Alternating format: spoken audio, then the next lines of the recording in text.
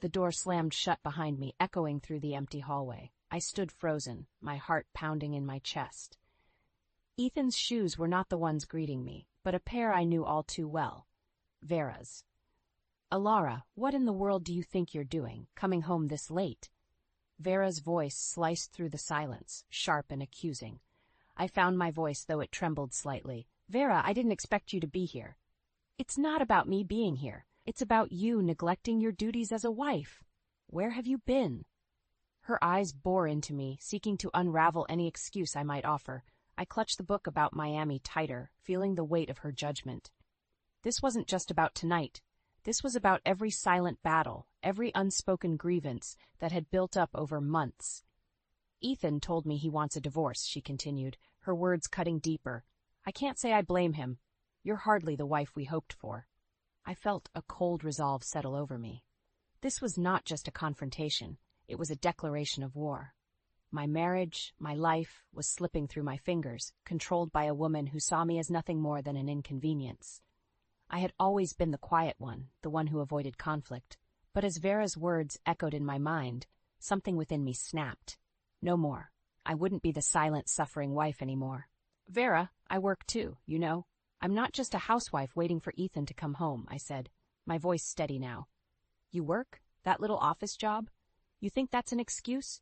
You should be here, making this a home, not gallivanting around," she scoffed, her disdain palpable. Her words stung, but I stood my ground. "I have every right to live my life, Vera. I'm not just an extension of Ethan." Her lips curled into a sneer. "You're a disappointment, Alara. A real wife would put her husband and his family first." I took a deep breath, trying to calm the storm inside me. "I won this trip to Miami, Vera. I was planning to give it to my parents, but now—" Her eyes lit up with a mix of surprise and greed. "Miami? Well, that changes things. Ethan and I could use a holiday." The audacity of her words hit me like a physical blow. "It's not yours to take, Vera. I won it. It was for my parents." She stepped closer, her voice dripping with venom. "You're part of this family now, Alara. Your things are our things. And if Ethan wants to go to Miami with his mother, who are you to stop him?" I felt the anger rising in me, a burning flame fueled by months of her belittling and manipulation.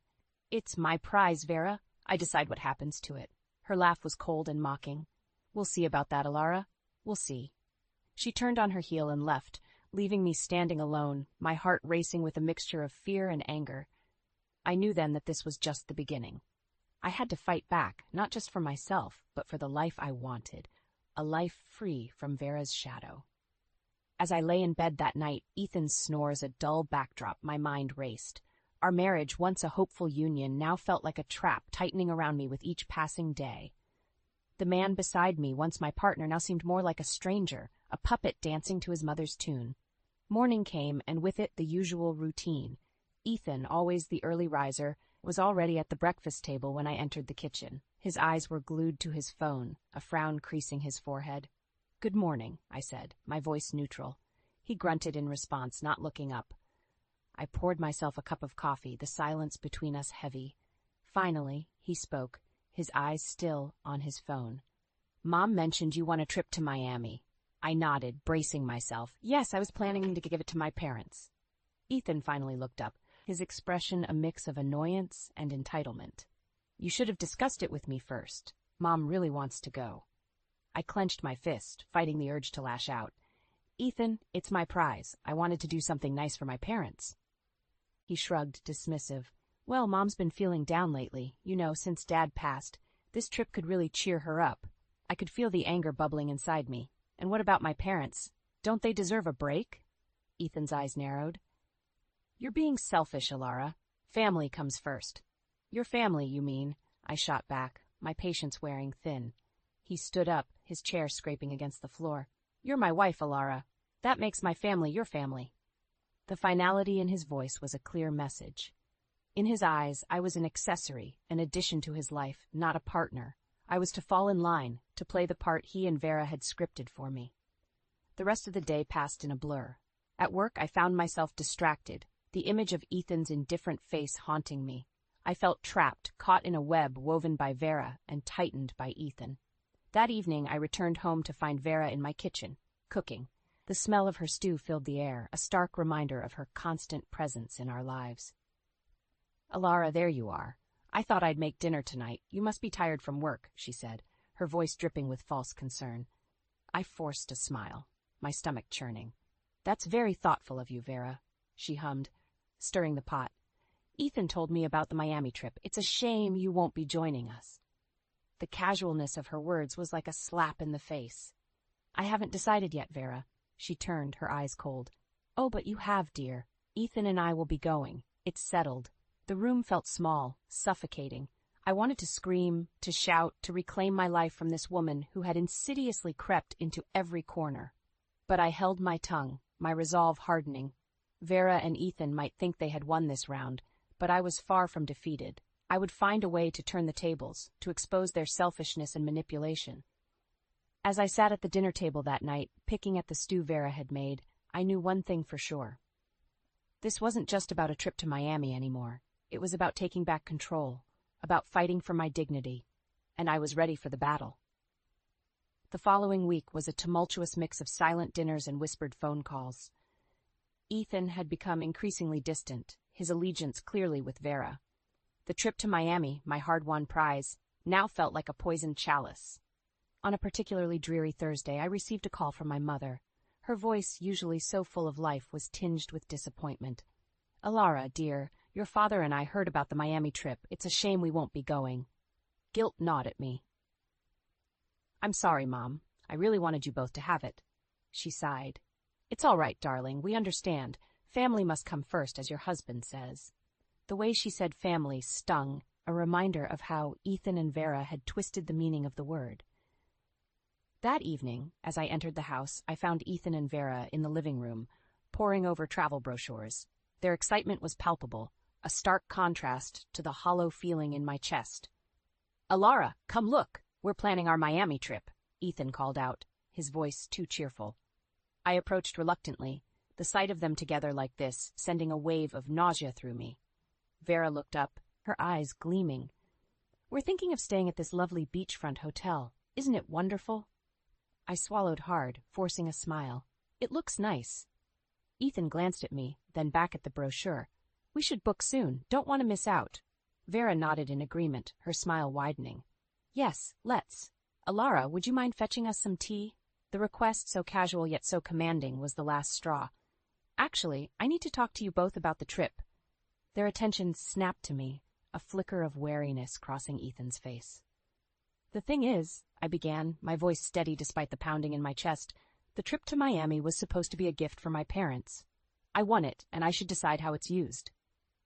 Ethan's expression hardened. "Alara, we've been through this. Mom needs this trip." Vera chimed in, her tone patronizing. "Dear, it's just a trip. Your parents will understand." Frustration boiled inside me. "No, you don't understand. This was something special for my parents. You can't just take it away." Ethan stood up, his demeanor shifting from cheerful to menacing. "You're being selfish and unreasonable, Alara. This is family we're talking about." "I am talking about my family." I shot back, my voice rising. Vera tutted, shaking her head. "Ethan, see what I mean? She's not family-oriented, not like us." I looked between them, my heart racing. "You know what? Take the trip, but this is not over." Turning on my heel, I stormed out of the room, their triumphant smirks burning in my memory. As I headed to our bedroom, a plan began to form in my mind. They wanted to play dirty? Well, two could play at that game. This trip to Miami would be a trip they'd never forget. A trip where karma would come calling, and I would be the one to deliver it. I spent the next few days in a state of cold fury, my mind racing with plans for revenge. Ethan and Vera, ensconced in their bubble of self-righteousness, seemed oblivious to the storm brewing. On Saturday morning, as I sipped my coffee, Ethan slid a brochure across the kitchen table. "We've booked the hotel in Miami. It's going to be fantastic." I looked at the glossy pictures of sun-kissed beaches and luxury suites, a bitter taste in my mouth. "I'm sure you'll enjoy it," I said flatly. Ethan frowned, picking up on my tone. "What's your problem, Alara? You should be happy for us." I stared at him, incredulous. "Happy?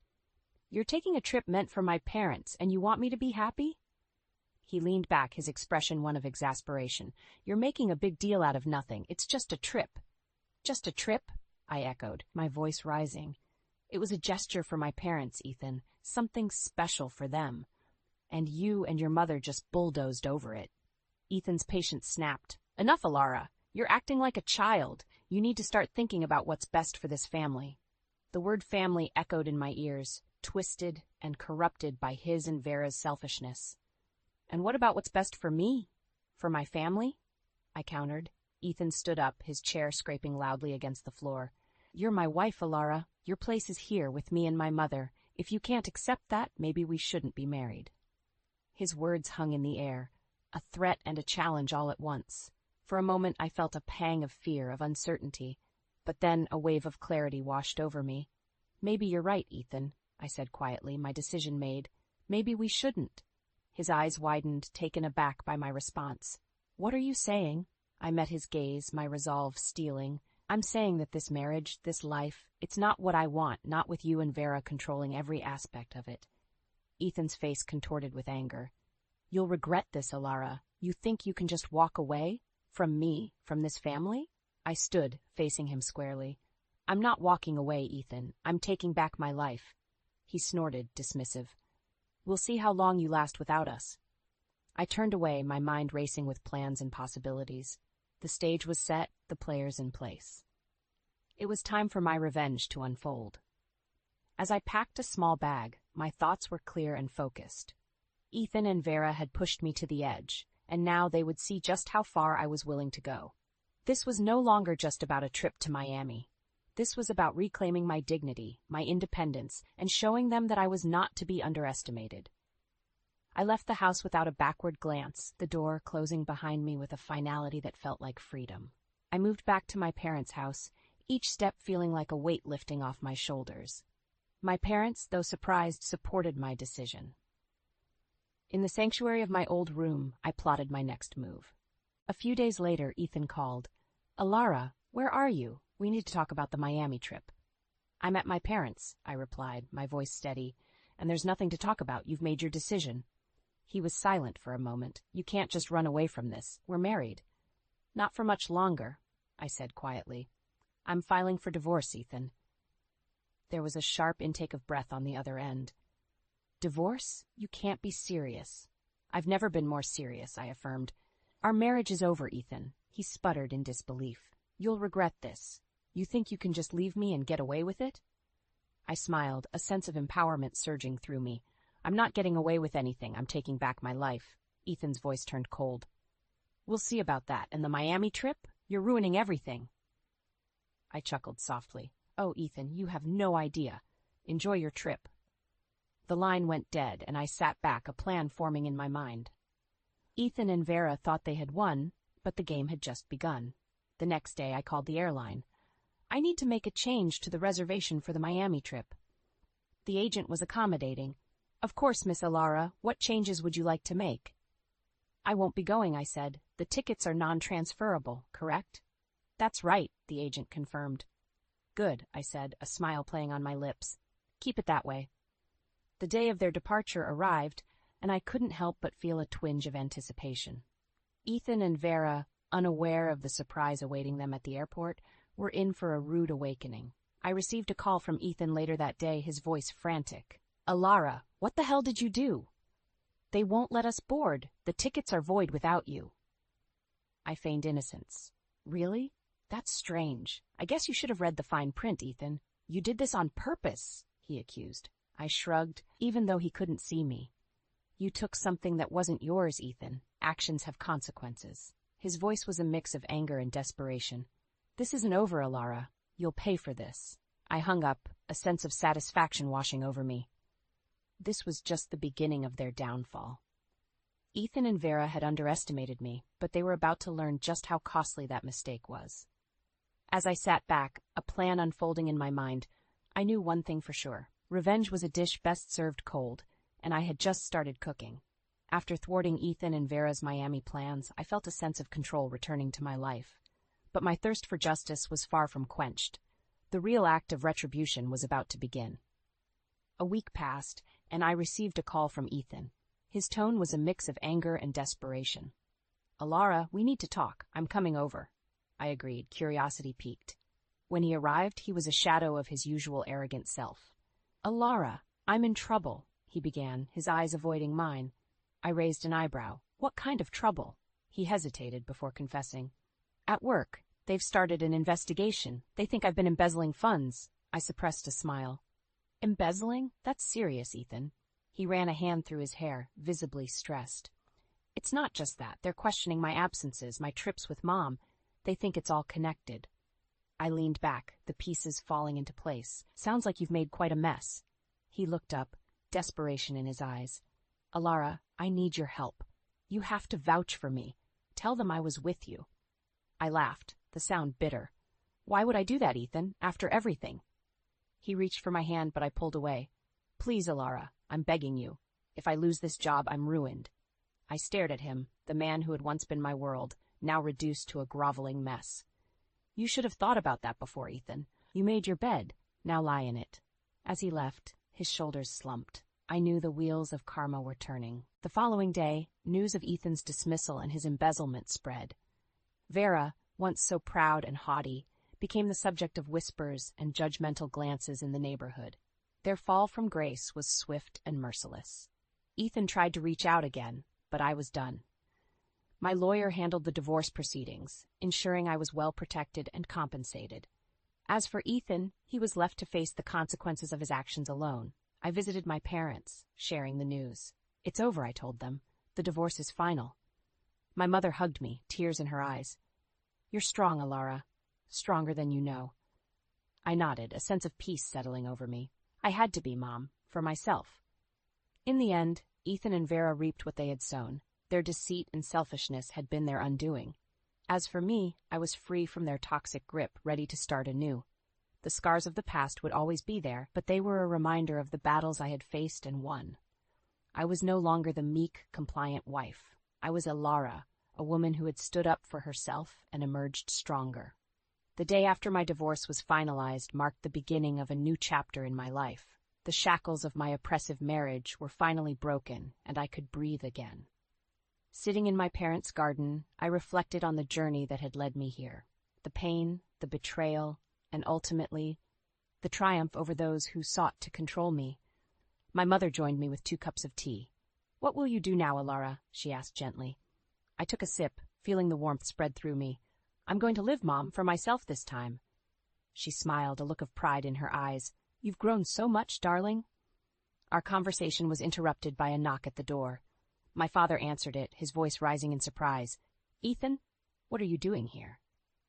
I stood, my heart pounding. Ethan stood at the door, a shadow of his former self. "Alara, I need to talk to you." I walked over, my resolve firm. "There's nothing left to say, Ethan." He looked desperate, his eyes pleading. "Please, Alara, I've lost everything. My job, my reputation. Even Mom won't talk to me. I need your help." I shook my head, incredulous. "You expect me to help you? After everything you've done?" He reached out, but I stepped back. "I'm sorry, Alara, I was wrong. Please, give me another chance." Then I looked at him, seeing the man I once loved now broken and humbled. "It's too late, Ethan. You made your choices, and now you have to live with them." He slumped, defeated. "I understand. I'm sorry, Alara. Truly." As he walked away, I felt a sense of closure. Ethan's downfall was his own doing. He had underestimated me and paid the price. Turning back to my parents, I smiled. "I think it's time for a new adventure." Weeks later, I found myself on a plane to Miami, the trip I had won all those months ago. This time it was on my terms. My parents sat beside me, their excitement contagious. As the plane soared above the clouds, I looked out the window, a sense of freedom washing over me. I had faced my battles and emerged victorious. Now it was time to enjoy the peace that came after the storm. Miami awaited, a symbol of my newfound independence and strength. I was ready to embrace whatever came next, to live a life filled with joy on my terms. Ethan and Vera were part of my past, a chapter closed and left behind. Ahead lay endless possibilities, a future where I was the author of my own story, and I was determined to make it a beautiful one.